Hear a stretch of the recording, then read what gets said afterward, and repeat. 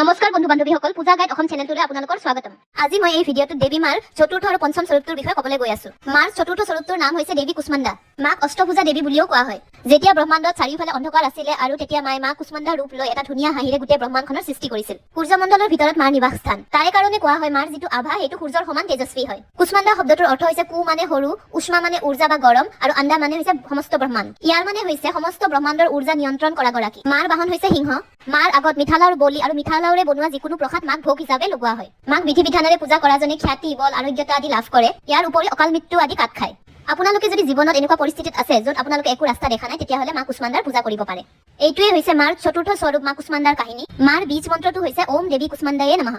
মাৰ পঞ্চম স্বৰূপটোৰ নাম হৈছে দেৱী স্কন্দ মাতা। ইয়াৰ অৰ্থটো হৈছে কুমাৰ কাৰ্তিকেয়ৰ মাক। তাৰকাসুৰৰ বধ যেতিয়া শিৱৰ পুত্ৰৰ দ্বাৰাই হ'ব বুলি গম পালে, তেতিয়া মাতা পাৰ্বতীয়ে এইটো ৰূপ লৈছিল আৰু তেওঁৰ পুত্ৰ কাৰ্তিকেক যুদ্ধৰ কাৰণে সাজু কৰি তুলিছিল। আৰু কাৰ্তিকেক দেৱতাসকলৰ সেনাপতি নিয়োগ কৰিছিল।